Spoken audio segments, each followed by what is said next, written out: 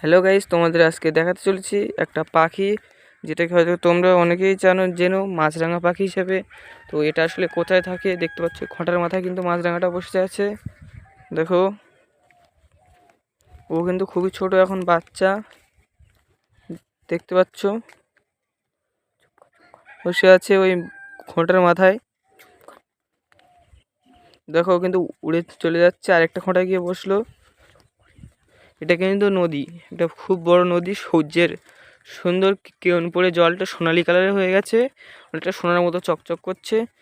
দেখতে পাচ্ছ মাছরাঙাটা কিন্তু এখনো বসে আছে। আর যদি আমার চ্যানেলটাকে ভালো লাগে বা সুন্দরবনের বিষয়ে কিছু জানতে চাও, তাহলে অবশ্যই লাইক, সাবস্ক্রাইব, কমেন্ট করো।